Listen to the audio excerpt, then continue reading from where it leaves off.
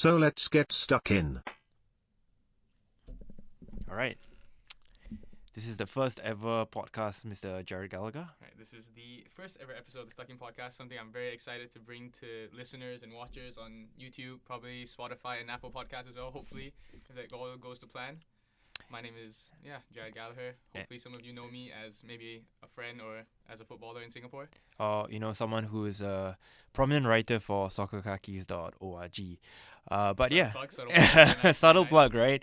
And my name is Vikram Jayakumar. I'm a man of many hats, but today I'm wearing the hat of Jared Gallagher's good friend.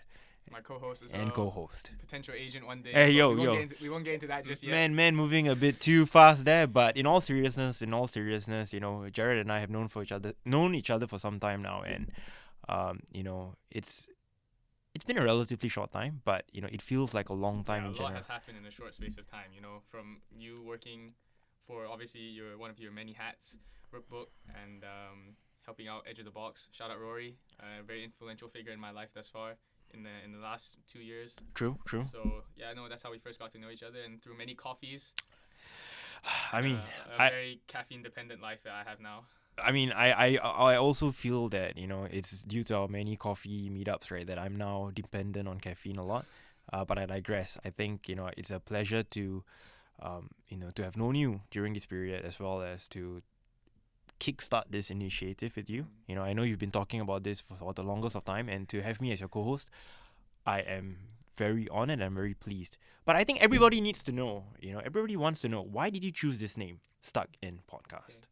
So I think Stuck In, firstly, is something that I didn't come up with. I have to be honest. A good friend of mine, Rahan Stewart, very exciting player and an even better person. Shout out to you. Helped me come up with the name because I was struggling. I knew I had the idea of a podcast, somewhere in the back of my head. It had been brewing for a while. I threw out some different ideas, different names, and all of which were awful. Thankfully, my boys told me that's not it. This is a better name. And I said, I'll stick with it. I like the sound of it. It's something that I hold true to my heart, the idea of getting stuck in, and we'll get into that a little bit later, what it means to myself and you. But I just thought, it's something that really clicks, and I feel it's natural for me if I'm going to embark on this project, that it really resonate with me, and I think the name Stuck In really does that. So, I mean, which is fair, and I think it's good that you're choosing a name that means a lot to you. The reason why we chose Soccer Kakis is due to that backstory that I guess I can get into later. But before I start to go on multiple tangents, right, what does Stuck In mean to you, mate? Okay, so I guess when you say Stuck In and people think of Stuck In, it's maybe not a very common phrase or saying in Singapore as much. Maybe you hear it occasionally with sports.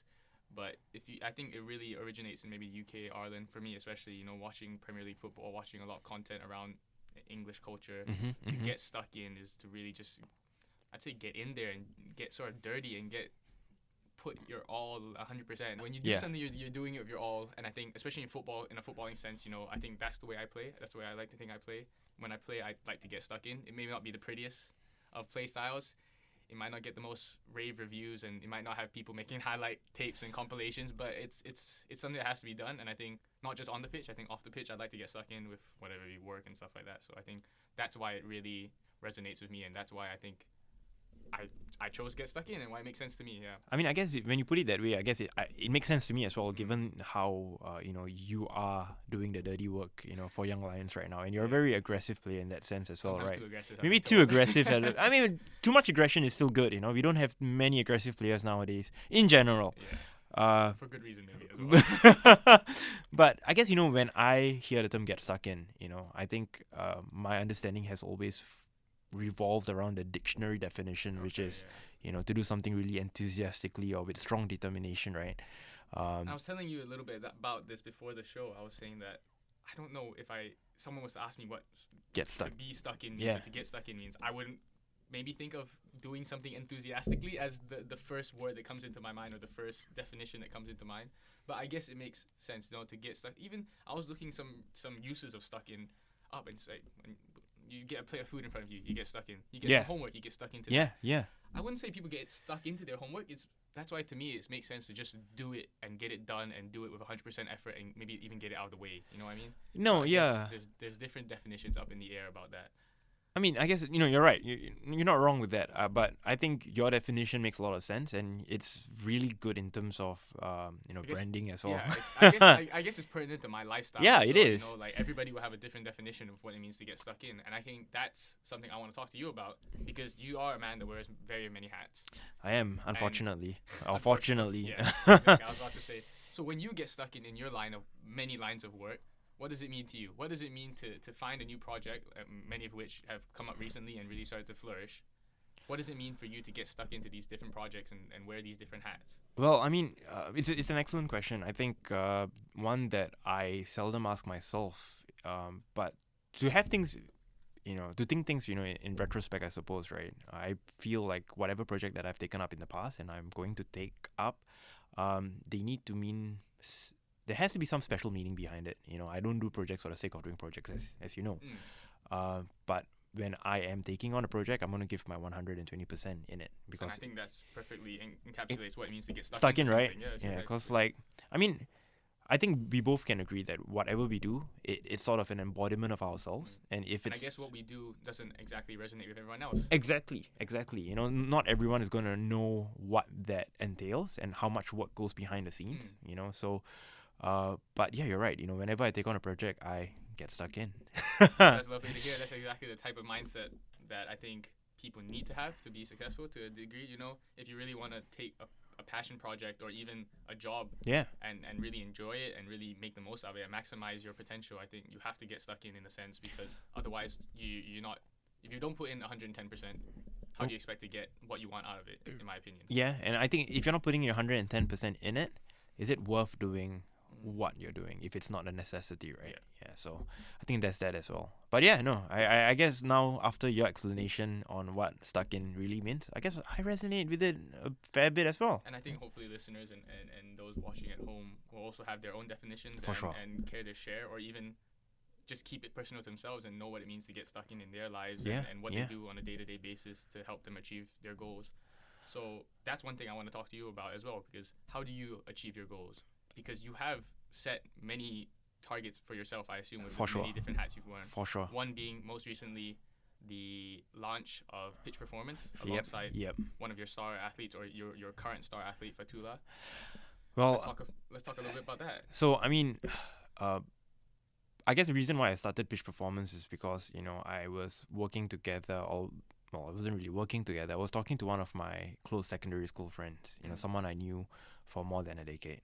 And, we were talking about football. He was a former youth player himself. He played for Etoile's youth academy as a goalkeeper. Okay. So he was, part of the scene in that sense. But he never turned pro or he didn't pursue anything further. So now he's in the finance sector in that sense. And, we have a mutual love of local football. And we decided to give back to the community as well as diversifies the presence of football booths in Singapore. I think, for Pitch Performance. You identified a gap in the market and you just exactly tried to sort of fill it, exactly. right? Singaporeans, we love football. We're football crazy. But in terms of and we have a very diverse selection or the availability of football matches across the globe. I was in Singapore, people pay attention to Southeast Asian football. They pay attention to European football in the rest of Asia, Korea, Japan. Yeah, no, 100%. And the reason why they pay attention is access. A reason why people can follow so religiously the leagues that they choose to follow all around the world is because they have access to them. In Singapore, when it comes to access of variety of boots from multiple brands, I think we lack that direct access. The biggest brands are the ones that come to mind. Yeah, exactly right. You have your Nike, I don't know whether I Adidas, can. your Puma, I guess you the can Jacket. mention them. I don't know whether they will sue but me for me. Everyone knows what the biggest brands Yeah, are. When people think football boots, for the most part, most people's pairs have been Nike, Adidas, Puma. Yeah, for sure. And they wouldn't maybe think, oh, this is the pair that I've grown up knowing or Knowing, right? wearing and seeing on TV. So, I mean, the reason why I chose Pantofoladouro as well to bring in together my partner, is partly because of the heritage the brand has. For those who don't know, I'm a historian by craft. That's what I did for my undergraduate. We'll get into a little bit about that later. We Your would. educational background. We would. It's really interesting. Yeah. So my love of history and Panto's heritage sort of aligned. And your two loves, football and history, I guess it makes perfect sense. It makes perfect sense. Yeah. And it's a brand that is really good, but doesn't have a significant presence here. And we said, you know what, we can bridge that gap. And we're looking for promising footballers in whom we could sort of potentially sponsor, potentially help. You know, So Fatul, any footballers listening out there, if you're looking for a sponsorship, Panto and Pitch Performance might be the one for you. For all you know. keep your ears out there. for all you know, right? For all you know. But at the same time, I think it's also access to the general public. We are not keeping the price points too high because at the end of the day, they are premium products, but we want to keep them affordable as If as people possible. can't afford them, why they won't wear them? Yeah, exactly right. And we're not trying here to be a multi-million-dollar empire. We're trying to. I think that's a trend I noticed with a lot of your different enterprises or passions. Yeah. It's never been about money. No, it's never.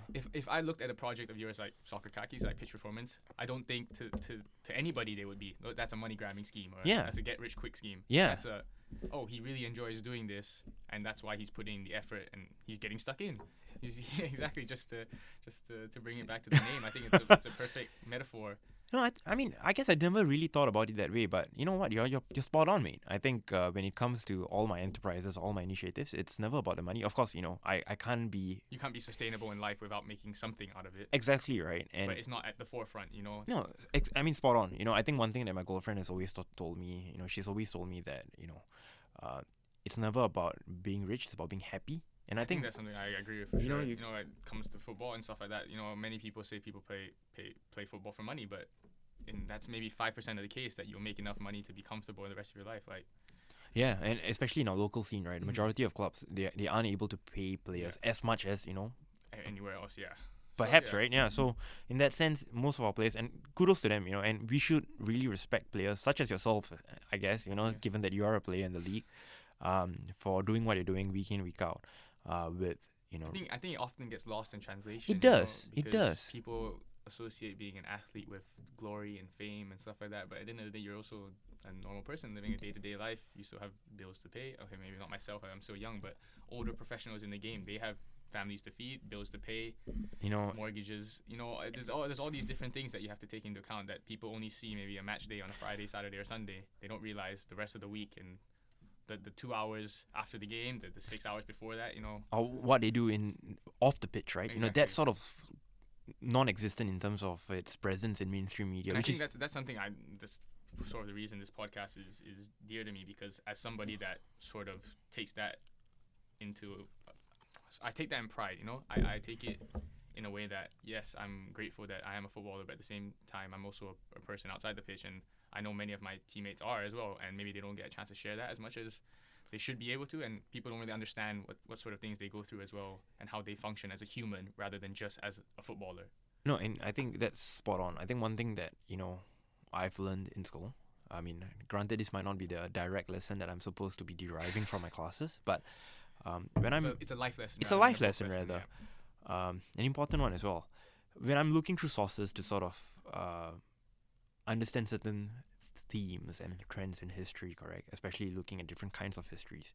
Understanding personal opinions and voices, or oral history interviews per se, they're very limited when it comes to certain subject areas. So my job, and that's part of the reason why I decided to do my honours thesis topic in such a marginalized group, to contribute to that literature. There is no voice. There is no sort of understanding per se. And I think what you have been doing with your articles and with this, and I guess what I've been doing with Soccer Khakis. Exactly. You've been doing it a bit long before me. But it's to sort of fill gaps, a voice for the voiceless. Yeah, and it's also content that people are probably looking out for. I spend a lot of my time also listening to podcasts and watching videos that feature footballers, because that's something I have an interest in. But to hear specific narratives and to get insight that you wouldn't have gone otherwise, that standard media maybe doesn't provide, is something that I find really interesting, and I think that's maybe lacking in Singapore, because a lot of times you just see athletes or you see personalities and you just see what they show you. You don't really find out what they do day to day. You don't know what makes them tick as a person. You don't know their struggles, their triumphs. You see what is given to you. You don't really see what they want you to see. You know what I mean? Which is part of the problem when it comes to the stigma associated with Singaporean professional footballers, right? I think that's a big thing. Because there's no awareness, there is no understanding of how it operates here, and I think fan media tries its best, but mainstream media ignores it totally. Because you also have to think about what's getting clicks. What's getting what's relevant. Exactly. What do they think people want to hear, which might not be actually what people want to hear. I mean, spot on once again, mate. I think it's a brilliant avenue to sort of showcase what, some of your teammates, some of your fellow, I guess, opposition.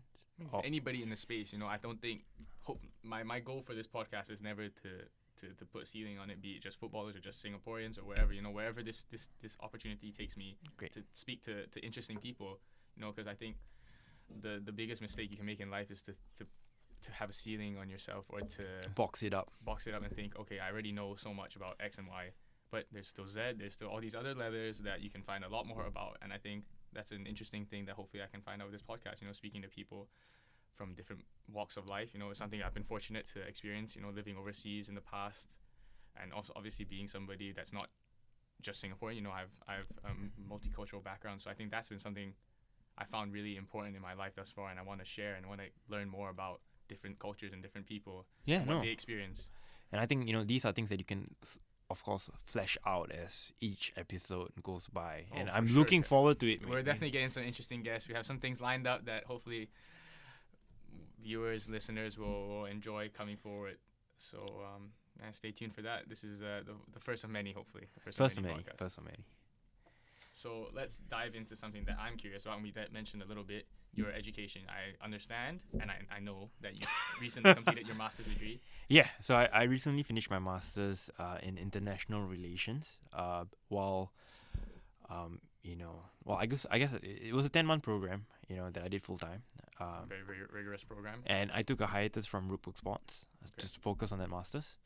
I took a hiatus from soccer kakis in interval periods to focus on that master's. And which is not something that's easy to do, to be juggling multiple hats at the same time. It is for you to be able to do that, yeah. Because end of the day, right, as much as I am a co-founder of various organizations, I'm also a son, I'm also a boyfriend, I'm also a brother. Hats to wear, exactly, maybe ones that people don't touch on as much, And these are the things that sort of help me grow as an individual, I believe, and would help anyone grow. The needing to compartmentalize, the need to sort of juggle, the need to prioritize certain things over the other. At some moments in the day or in a week, you're a student. At some, you're an agent, businessman. At some points, you're a writer, brother, son, etc. Yeah, and some points I'm all in one, especially when I leave my assignments to the last minute. I hope none of my professors are listening to this, but you got the masters. You're done. Yeah. You don't have to see those guys ever again. No, but you're right. I think I wearing many hats is. I mean, I sort of forgot the question now because I sort of went into a point of reflection. Yeah. So what was the question? The question was, what is it like to have a master's degree and to gone through this process in the last 12 months, and obviously even extended before to get your bachelor's? I mean, it was tough. Juggling a lot of things, and you're trying to grow Rookbook, which I mean I've seen it firsthand grow from when I first saw it, which was I had no idea what it is. And now it's I know, as a matter of fact, it has a stronghold in Singaporean football amongst players, and people know what it is. Well, I mean, so that's a big growth. The beauty of this, right, in whatever I do, I ensure that I have valuable team partners. I'm not the only guy. I always identify myself as a co-founder. Jeff Kim, Jack from Soccer Kakis, Elias from Pitch Performance. All these individuals, right, are so central to my life. I think without them, I can't function, because I think that's one thing that the most successful people in the world, like I've picked up on, is that no matter how successful or smart you are, if you really want to reach that next level, you have to surround yourself with people that know more than you, and you have to understand that, okay, I might not be the smartest guy in the room, and that's a good thing for me. I've listened to different podcasts, like the High Performance podcast, and they always emphasize that, look, a lot of times you have to take a step back and think, okay, I know this much, but there are all these people in the world that if I really want to take myself to the next level, I have to listen to them, because they ultimately have a wealth more experience than I do, because you can't always be the smartest person in the room. No, exactly right. And I think it's about finding people you trust. If you can't it's very hard to find people you can connect with and trust. I think it's a very sacred combination to have. It is such a sacred combination that I'm glad that I can trust and connect with you. I'm blessed that I could find so many individuals that I can share a connection with and trust wholeheartedly. Can consider them as my brothers or sisters. Yeah. I have to say that, if not, my girlfriend will kill me. But when it comes to all these things, right, it's very tough to handle and juggle everything, because what do you prioritize at a given point in time? I can't screw up my masters, because at the end of the day I decided to take this, and I have to give equal responsibility and equal sort of time and dedication to it. But at the same time, I have businesses, I have Soccer Kakis to run. Even though Soccer Kakis doesn't pay me and I'm losing money because of it, I still have a responsibility to the Yeah. scene to a certain extent. You know, I'm unable to do the team of And the a week. responsibility to yourself as well. Exactly, you don't want to right. start this project and have it go well just for it to take a backseat and you just give up on it. That's the last thing you That's want. the last thing I want to do, right? And like, give you an example. One thing that I'm really disappointed in myself with is not continuing with the Team of the Week series. But at the same time, if the Straits Times is already covering it, why don't the mainstream media handle it for once? It's good to see them finally stepping up to the plate, and If they take your idea, the least they can do is carry it. I mean, I We might not. won't get into that. We but won't they, get they into know, that. They know what they've done. They know what they've done. I mean, it is what it is, and I honestly. You can only fight so many battles. Some Exactly. battles aren't worth fighting. And we move on. Yeah. Exactly. And I at least in this juncture, what I intend to do for Soccer Kakis at least, right, is to really focus on the untold narratives. Yeah, granted, my Team of the Week series got me the most attention and most likes, but You want to go back to what the roots were. Which Exactly, was right. Telling untold stories and being a voice for the voiceless. it started off with Delvinder Singh's story, and Mm. that sort of branched out to Shazwan Buhari, branched out to Anders Eplin, Serena Kamara, and the Serena Kamara story, that's the one that really got people, their heads turning. Del got me a big jump in Yeah. viewers in terms of readers, Yeah. rather. You have to make a splash in the pool. In that sense, right? And then there was sustained interest, but Serena Kamara's story was a real exclusive. Serena didn't tell his story to any other media platform, but after years of staying silent, he decided to share it with me, and I'm very grateful to him. I hope he's doing well coaching in France, but those kind of stories, that need to be given some sort of attention to. I need to shed some light on these kind of narratives, and I'm really grateful to have you on board to share the responsibility per se, because you've been doing that. So I'm glad in that No, sense. and I obviously have to be grateful to you as well because you gave me the platform. I reached out to you, slid in the DMs, and said, "Look, Vic, this is something I've been doing." At that time, I was still writing for my own personal blog, sharing my experiences in the army, and I decided, I want to take this further. Yeah. I have an interest. I've noticed a gap probably. Spending time with all the guys in Young Lions, and I realized, a lot of these guys have interesting stories that, if I find them interesting, there's probably people out there that would as well. Yeah. So why not put the two together? I have a passion for writing and I guess storytelling to an extent, and let's do it. So yeah, I reached out to you, and I guess the rest is history. I've done a few articles so far. Some of my best friends in football. Yeah. I'd say Jordan, Raihan, Glenn, Zico, just to name a few. And I think it's good because, end of the day, right, these players only get attention when they do something big. They only get attention when, they are in the limelight of the league per se. More often than not, that's not the case. There are certain few individuals that, the spotlight's always on. Yeah. Unfortunately, that's an unfortunate reality. So the people that the mainstream media want to focus on, they will continue to push those narratives. And I guess it makes sense because because at the end of the day, it's also a business, It is. That you have to focus on what sells versus whereas I think when I'm writing these articles, obviously maybe I have that in the back of my mind, I want to write an article that people will read, but at the same time it's my responsibility almost to make their story one that people want to read. The most recent one being Glenn, Yeah. I'd had the article sort of in the back of my head for a while and had a draft of it until, he really exploded at SEA Games, I feel like, and then, getting the call up, which is very well deserved.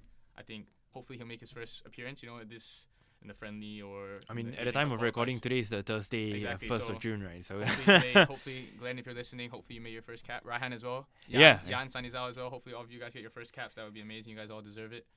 But yeah, no, I think it's a really amazing thing that I've been able to delve into, and I think hopefully people in the scene don't look at it as a negative, which they very well could. They could. They very well could. Why is a player not focusing on just playing football? Why is he writing or? People. Everyone has an People talk. opinion. Everyone has an opinion. And I look at someone like Hector Bellerin as almost like an inspiration because he's very much more than just a footballer. For sure, yeah. He does so much stuff off the pitch, and I look at that as an inspiration because he is a person off the pitch as well. We have our interests. He is, yeah. Some people like to sit at home and play games. Some people like to write. Some people like to spend time with their family. There's different things. Why can't a footballer have passions and interests outside of football and don't necessarily inflict damage or compromise the amount of exactly. effort that you're putting in, right? For the football. I know yeah. the effort that I put into the football on the football pitch. I'm sure Hector Bellerin does the same thing. So why should he be marginalized or disrespected or whatever because of it? No, and here's the thing, right? I think footballers in Singapore need to think out of the box in terms of how they essentially pursue meaningful passions. I think you're pursuing a meaningful passion, and maybe not everyone has the opportunity or privilege to do so, due to certain external circumstances perhaps. But as much as possible, I think footballers have array of areas that they could involve themselves in I to think make their it's a time very spent. it's a very connected It industry, is, you it know? is, it is. Especially if your profile is large enough, you know. Yeah. We'll get into that with hopefully some future guests about how they've managed to raise their profiles For and sure, the for sure. opportunities that have come from it. But I think specifically with what we've been talking about, it's sort of about how you take things into your own hands and how you make sure that whatever it is you're doing, be it your masters, your different hats, myself, football, podcasting, writing, whatever it is, you really maximize Whatever you're doing, right? yeah, exactly. Because at the end of the day, no one's gonna live your life and dictate how you live your life. You know, if you want to achieve something, you have to set out to do it and go achieve it and get stuck in, guys. Yeah, get stuck in, guys. Get stuck in. Exactly. All right, so I'm curious to know what's next on our list of things to talk about. Here we have coexistence of education and football, something that I think we've touched on a little We bit. have touched on it, but Maybe not in depth enough. maybe not. I think one thing that needs to happen and needs to happen fast in Singapore is, this wholesome idea of realizing that you can have education and football. It's not going to be easy. It's not going to be a walk in the park. And you are one of the few players, alongside Glenn, alongside Amirul, since you will be, pursuing your further education in That's right, Singapore. guys. I'm committing to NUS this fall. So, Taking my talents there. I mean, yeah, and I think whether be it NUS, NT, or any other university in Singapore, whether be it private or local, Yeah. whatever, right? I think ensuring that you pursue meaningful education, something that you're interested in, and not for the sake of getting a white paper. Yeah. You know, I definitely agree with that. if you don't feel like you need to study, diversify your skill sets, because end of the day, a player career is short. And as we mentioned before, only maybe 5% of footballers ever make enough money to really sustain Exactly. a comfortable lifestyle for the rest of their life. Otherwise, you have to find something, you have to find work and a stable income somehow. And I guess, any professional footballer, former professional and current professional footballer who is nearing the end of their career, knock on wood, would tell you this as well. They would say, look, I need to think about my future because I have a family. I'm intending to have a family. Yeah.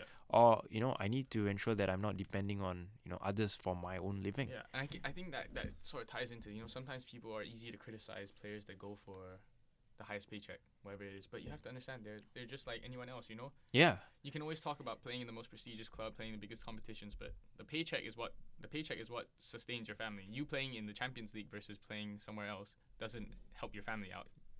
It doesn't. Doesn't put food on their plates. It You know what I doesn't, mean? it So I doesn't. guess that's a very sort of foreign concept, I guess, to fans sometimes and people that are outside the world of football. Like even myself, for the longest time, I never understood what the money aspect was until maybe now that I was in it. I was a bit okay. I see why money matters, because ultimately it is people's sole source of income sometimes. Yeah, and I think end of the day, right, there's nothing wrong in asking for more money, but I think players also need to ask themselves when they move to a club, is it all about money, or is it about money, club atmosphere, locker room cohesion? There are many factors I involved. mean, as an But agent, this is the sort of stuff you have to weigh up with your client. For sure, before for they move sure. Somewhere. There's a lot of different questions to ask before a decision can be made. Yeah. No, I think you're spot on about that. But I guess when it comes to that as well, right, I think it's very important to take note that money is a crucial factor that you cannot ignore. You can't be going to a club for peanuts. Yeah.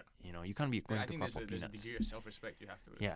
have as well to go into a meeting or go into a club and be like, no, this is what I'm worth and this is what I want. Yeah. Unless money is not a concern for you. If, okay. then that's exactly. a different thing, That's right? a Yeah, that's a different You're story. playing football for the love of it. Yeah. But like, I mean, as I spoke to Glenn about in the article that again on soccerkakis.org, Thank you, brother.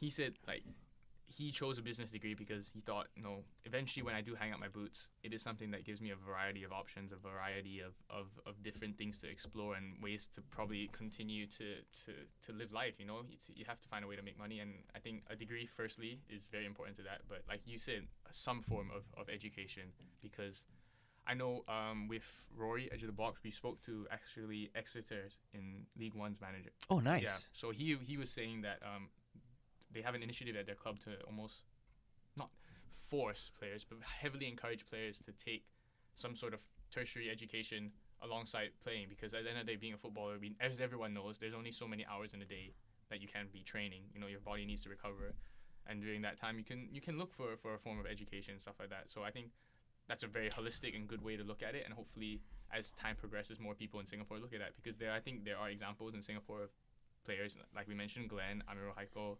myself now. I know Zikos is planning on attending NUS as well. Mukundan as well, I believe. Mukundan as well, yes. Yes. How can I forget about Mukund? All these guys are advocates and are not just talking about it. They're putting their money where their mouth is, and they're attending school and balancing too. And I think Haris Harun as well has been a very vocal Yeah, I mean, member of that, saying that he always has valued education, and it's good to see that maybe he didn't do it at the start of his career, but he found time to do it because it is a priority. and I guess, many professionals right now, I mean, give you an example, Del. Delvinder Singh from Malaysia Khalsa. When I was interviewing him in 2020, gosh, it's been a while. 2020 feels like A long time ago, man. He was saying that he just finished his degree, and he was doing his degree while playing football. And often or not, you need to skip. And I think this is something you will probably face, especially when you start Probably, NUS soon, right? Some of your classes will be in the evening. You can't attend some trainings, or you will have to come to training late. You have to leave training early. Yeah. You need to deal with those kind of things with the clubs, and these are things that are not easy to bring about, because end of the day, the club needs you. Yeah, You you if have you're- a responsibility to the club, but you also have a responsibility to yourself / the school. You know? Yeah. So I guess that's sort of the juggling that has to come into account. And like you said, Yeah. with you and soccer khakis, with pitch performance, with all your different hats, is that sometimes some things have to take priority. And I think I've sort of done that before in my life. Playing football and going to school at the same time. Yeah, Maybe yeah. not to a professional level where I was like No, pre-enlistment, but there's still juggling that has to go on, and I think that's what makes it so difficult and probably deters a lot of people away from studying, because okay, if I have to study, it's gonna make football more difficult For because sure. I'm gonna be tired and For this sure. and that. I But I mean- guess it's about having that dedication and really want to get stuck in both senses. in both senses, So right? Some people might just look at football as, okay, this is my pure focus. I want to get stuck in that and give it my 100%. Of course, go ahead. But personally, I find that I need some sort of mental stimulation outside of football, and something that obviously post-career will help me as well. So I think it sort of falls into that category, and that's why footballers, some, will look to education as a secondary thing. The only reason why I'm smiling is that what you said made a lot of sense, and it sort of reminded me of this analogy that I don't know whether I came up with it. I was influenced by something, but I'm not going to take credit for You are it. the creator of whatever analogy analogy. you're about to drop on us. Well, it's not really an Knowledge bomb. analogy. It's more so like a sort of something to sort of use as a point of reflection, I guess. We only have 24 hours in a day, and you can have football, you can have your academics, you can have sleep, and you can have social life as 4 different sort of factors.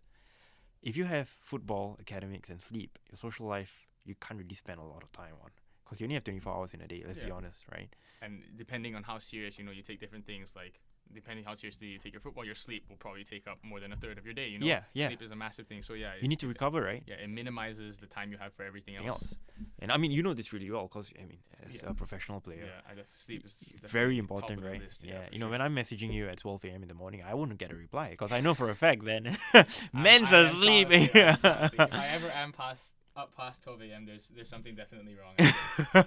No, but and I think that's very important to sort of remind footballers, like, look, you can do all these things, but you need to sacrifice certain things, and often or not, the thing that gets sacrificed, unfortunately, is their social life. I'm not saying that they're not seeing their friends and Yeah. they're, I think that's something that a lot of high performance athletes talk about, is that the nights out, the drinking, all this sort of stuff, it has to take a back seat. Obviously there's a time and place for that. Yeah. You can't live a life where you don't see your friends at all. Like, that's just unsustainable. And I think that's where there's another discussion for mental health and, Yeah. and well-being comes into account. It has to be a balance, but no, 100% it has to take a back seat in order to reach maybe the heights that you want to reach. So I guess the question for you, right, is, are you afraid of going into university and seeing yourself sort of lose your friends, or seeing yourself sort of change as a person? Because end of the day, right, let's be real. We Yeah. are our own people for sure, but Yeah. that's influenced by the presence of our friends, Yeah. I'd say my life has changed drastically since I've sort of entered this football bubble, because maybe my best friends prior to this weren't athletes, so-called. Mhm. They have a normal social life, they go to school, and I look at them and I can see the way they balance stuff, and I always thought that was going to be my life. I mean, for people that don't know, I never envisioned myself becoming a professional footballer until very recently, until mean, like the reality hit me. If they don't know, right, read Jared's article, and then article on Jared on soccerkakis.org. That was written by Vic. So he's plugging himself multiple. But back to so I guess it's weird, because I never looked at myself as the person that had to sort of Yeah. give up. I did I know back when I was younger, choosing football training over different things, but that was just a sort of Passion. subconscious Yeah. decision, like it's a passion thing. Whereas now it's like, okay, if I really want to reach the heights that I want to reach, if I'm really going to be sacrificing, I made the decision to stay here for university instead of going overseas, which was always the plan. That, okay, if I'm going to do this, might as well give my all. Yeah. Maybe Yeah. at times I'm not going to be able to hang out with my mates. But Yeah. I think I found a good group of friends now in Singapore that I'm very, very close with. They're largely from the footballing circle that all share the same sort of goal. Yeah. We all are very dedicated to our craft, and then we'll think, okay, if we're going out for a meal or going out and doing whatever, it's like, okay, let's leave by this time because we still want to be able to sleep and recover, and we have this tomorrow, or maybe we won't hang out the night before a game. There's all these different things that come into play that I maybe never considered before because that was never really my mindset. Correct. But having sort of like-minded individuals that really push you, especially for me meeting Haris and Raihan, Yeah. the two of them have sort of changed my outlook on that completely because I looked and still look up to them because they are, to me, similar to me in the sense that they're both, half Singaporean, half foreign. They sort of grew up outside of Singapore but came back. Right. And now they're excelling. Raihan, national team call-up. Yeah. Haris, under 23s, the Young Lions. He's been there, done that for now a few years. So when I look at them, I'm like, that's sort of the heights I want to reach. And so when I think I spend more time with them and I surround myself with them, the habits and the lifestyle that I see them live is like something I want to sort of Emulate, right? emulate. And Yeah. I think they sort of laid the foundation for me to follow them and to be successful because they are so dedicated to their craft, and that's something I want to follow because I think there's something there.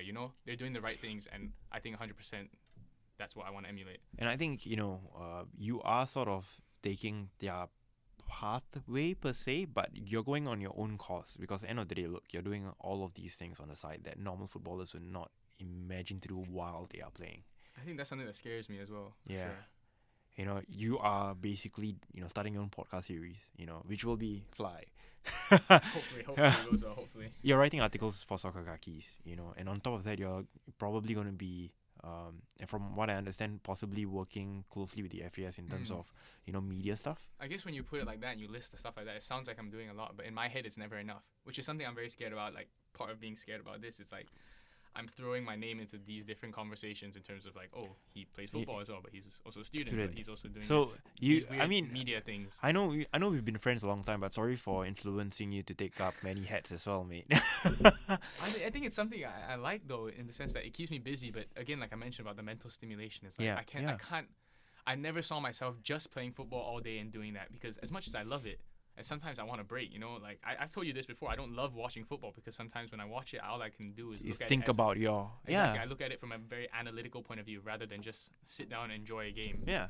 So I think that's sort of what this is. Maybe we're talking about football, but we're not talking about it in a very technical technical exactly sense, like, exactly. Getting into the real nitty-gritty. You're talking about all the details, things that are, it's closely Surround it. associated with the pitch, but Yeah. it's really off the pitch Yeah. that we are really Yeah. discussing, right? Because that's what happens on the pitch. You could have some sort of insight on it, but let's be real, no one really knows what's happening behind the scenes. No one's really. I guess that's the whole point of the podcast. Right, Speak yeah. to people and what it's like off the pitch in their lives, what really makes them tick, what sort of struggles they have, the triumphs, all these different moments. Because I've personally experienced them, Yeah. and I can't imagine what people who have years more experience than me, of years more of highs and lows. I've experienced highs and lows, but there are so many more athletes, non-athletes, just people in general in different spaces around the world, Singapore, whatever. Like, I have no idea what the ceiling is on this, but there's so many people to speak to that just have the highs of highs, lows of lows. So, and I guess this is one thing that you probably want to take note of, and something that I don't struggle with this, thankfully, because of the people that I work with, essentially. But I think it's important to sometimes keep things separate. Like I keep Soccer Kaki separate from the other things because at the end of the day, there's a lot of conflicts of interest. Yeah. And as much as possible, I will avoid those conflicts of interest, and there will come a point in time that you will, Well, especially the stuff that I'm doing, be it the articles, the podcast, the football, all of it is very intertwined. Yeah. People and different. I know. I've had murmurs about it already. Yeah, but I think for me, it's such a thing where I think it's up to me to sort of maintain that balance and know, okay, this is what I want, this is what I don't want, and be sensible enough to sort of know, okay, this is like a. You can't touch that. Yeah, you shouldn't be touching that. Yeah, exactly. I think there's a lot of that in Singapore. We live in a country that's run sort of like that, where it's very much you're told what you can and can't do. Unfortunately, that's the manner in which we sort of find ourselves in. But spot on. I think so long as we know what's areas where we know what's not appropriate, we stay off that for the time being. But I think what's important to sort of take note here, and an important question to ask you is, how do you feel about the SEA Games? And what was it like? How is that different from the previous competitions that you've represented Singapore? You've represented Singapore, albeit a brief cameo, AFC under 23, AFF as well. AFF under 23, Yeah. And now SEA Games. I think I never really understood. I was speaking to some of my like Raihan about this, and I never understood how big the SEA Games was. Oh, it's big, bro. I never understood that it was the biggest Southeast Asian sporting event. Because I mean, living overseas, like, obviously you don't really see, I guess, SEA Games being featured. I guess it makes sense because it's almost like the Olympics is obviously the biggest, and then Asian Games and then SEA Games. But obviously Singapore being such a small country, when we go to Olympics, it's very difficult to compete at that stage. And especially pertaining to football, you're not going to be able to compete. No, for sure. It's hard to qualify. For sure. Asian Games, also another massive stage. Korea, Japan, other big countries like that in the footballing sense, hard to compete. So I guess when it comes to this Southeast Asian regional competition, that's where the expectation is, because okay, we're meant to be able to really be able to compete with these guys. So I understand, not just for football, but for all the sports. That's why it's so big, I guess. But aside from that, obviously there's pressure and there's notoriety, and there's a lot of things that come with that. I think my biggest takeaway from it was that it was just surreal to play in front of that many people. Like, it's not an experience I've ever had before. I was obviously last year playing in Jalan-Besar, in front of Singaporean fans, amazing. Playing in Cambodia, there were Vietnamese, Thai fans, whatever. That was crazy. But this was a whole nother level. Yeah. This was tens of thousands of people cheering and chanting and whatever it is, wanting to take photos after the game, wanting to touch your hand, and all these, like, they have no idea who we are. We have no idea who they are, but they want to touch your hand. They want to take a photo with you. Like, that to me, by far, is the most amazing thing I've ever accomplished in my life, I think. And I think it's something that I never really understood, and now that you've gone through the process, I've had the high of that. Like, it's amazing, like, to think about. This is why, like, when I hear professional footballers talk about, we do it for the fans, we do it for, like, those Vietnamese fans, they weren't cheering for Singapore, they were just cheering because they like the sport and it's a big event for them. Imagine if those tens of thousands of fans are all supporting your team or you or your country or whatever it is. That probably makes it even, like, 10 times, 100 times more passionate, and, like, the emotions that come with that are probably even greater. You know what I mean? I think we had a glimpse of that during the Indonesia versus Singapore second leg game during the AFF Suzuki Cup. I think when you play in your home crowd, that probably makes such a big difference. Big difference, right? Especially when you have throngs of fans singing together. You have throngs of fans they're really chanting your name. On, yeah, exactly. I can see where the fans give you the extra 5%, 10%. I understand where that comes from, because, like, it was different being there because they weren't necessarily cheering for you, but it was still sort of like, oh, you hear them go Singapore and all this sort of stuff. You're like, oh, that's kind of that's cool. Yeah. But imagine if it was like your fans, Singaporean fans, cheering. Like, I can imagine how that feels even better. And I guess that sort of comes with the football. That's why people play. To go play in international tournaments. Big fans, big occasions, big stadiums, all the sort of stuff that people dream about. I see why now. It makes sense to me. Because it's just so much more. It's like an addictive feeling playing in front of these fans, and, like, you do something good or you do something, like, bad even, for example, but just the reaction of the crowd, everything around you, you're just like, whoa. It's like sometimes you stop in the middle of the pitch and you just look around and you're just like, Jesus Christ, like, what's going on? Like, honestly, so many times it's happened to me. It's like a reflection, like, in the middle of the pitch. Like, you shouldn't be doing that. You should be focused on the game, but sometimes you can't help but, like, just you just take it all in. Yeah. And I think that's the biggest takeaway for me for the SEA Games. It was like, wow, this is the biggest stage ever, and the everything that's come with it is, like, crazy. From a player's perspective, right, I think this is an important question to ask you as well. There's negative media, well, not negative media, but I guess there's been criticism, of the performance of the team. There's been criticism with regards to the results that you guys garnered in the first two games at least. How did that make you feel? I know that you didn't play the first two games, and I think without a doubt, like, every tournament Singapore team goes into, we want to do as well as we can. But Thailand, obviously, notorious powerhouse, and I think Joel and Raihan have mentioned this on previously elsewhere. Like, that last game, people wanted to start off on a strong foot. Going into any tournament. Tournament football is very different. You want to start on a good note. By getting a win, but unfortunately we weren't able to do that. especially against somebody that like people with the fans, maybe ourselves even expected to win against. So from there, it was a bit of a, it's like, not self-pity, but it was like, okay, we really dug ourselves a hole. Like, everyone knows that, so it's up to us to try and get ourselves out of that. And then obviously Zofami getting injured didn't help. Hopefully he gets well soon. So yeah, it was a weird kind of pressure going into the tournament, because it was also a different role. Last year at AFC, it was different for me because I was sort of probably one of the last men into the squad, so I wasn't sure what sort of role. I didn't really expect much to play much. And then versus AFF, like, I was a starter for both games, whatever the issues with the squad. And then now coming into this tournament, I was on the bench, but at the same time, I had a bigger role than I did last year. And then with Sofami getting injured, I came in to start. So yeah, I think results, obviously, like we mentioned, weren't great, and there's a myriad of reasons why we can go into that, but it's not really a blame game. But how did you feel? What happened?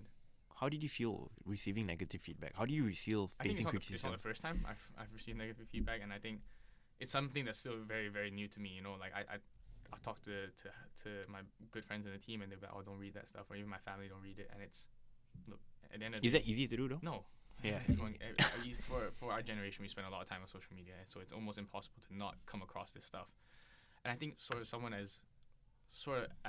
that sort of intertwined with the media in a sense, podcasts, writing articles, whatever it is, that like I kind of want to know what's going on and what narratives are being pushed. So when I read that stuff, even if it's not about me, if it's about general the team or whatever it is, it can be a very positive thing, it can be a very negative thing. It goes both ways. But I think what slowly I'm starting to learn, and I'm speaking to senior players, it's like, look, at the end of the day, what they say doesn't make a difference. You know what you do on the pitch, you know what you do well, you know what you don't do well. At the end of the day, if you had a bad game or a good game, you'll know better than anybody else what you did well, what you didn't do well. So I think that's something I take away from that, is that, like, I've been myself for 20 years. You've known me for maybe 6 months or one match or whatever it is. Like, you can comment and say whatever you want, but I think I know best about my performance. Correct. And there are trusted individuals, my family, people around me, that if I need their opinion or have a question, I will go to them and be like, what do you think? Yeah. So I think that's my main takeaway from all these comments and stuff like that. It's a very unique thing, I guess, that I've never really experienced before. And now that you are, I guess you're learning how to deal with it. Exactly. Which I guess you are. You're sort of filtering things out. Yeah. And if you do need critique of your performances, you go to the right people for it. Yeah, I think it's having a nice support system around you. Nice, but also honest. Yeah. You don't want people to sugarcoat things. You don't want yes men. You want people that will give you the honest truth. And look, I'll go to Harris or Raihan. Some of these guys are the closest for me. Jordan as well. I'll go to them. Look, did I have a good game? And they'll give it to me how it is, and vice versa. If they ask me the question, I'll give them the unfiltered truth. Because at the end, we want each other to improve. We want each other to get better. For sure. And that's the ultimate way. Me telling them, oh, you had such a good game, or them doing the same to me when that wasn't the reality, it's not gonna help anybody. It isn't. But I guess going back to the SEA Games squad, right? I guess you were going to touch on like certain issues that the squad was facing, in the tournament. I guess injuries weren't helpful. Yeah, of course, because SEA Games is a very tight tournament. Very tight tournament. For those that don't know, it's we played 4 group games, I think, in the space of 10 days. Which is insane. 11 days. Yeah. So yeah, it was a lot of. And I mean, I only played 2 of those games. I only started 2 of those games. So I can't imagine the guys that started off 4. Like Jan, Shah, some of these guys are warriors for being able to play that many games in such a short space of time. So yeah, there's definitely that factor. It's physically draining. It's mentally draining, especially. You go highs and lows. Winning, losing, winning, but you have to still have the same focus. No, for sure. I think it's very different to any type of football I played before. Last year AFC or even AFF, they were tournaments, but there was just a different weight to it for sure. Like we mentioned, SEA Games is the big one. That's the one that everybody sort of pays attention to.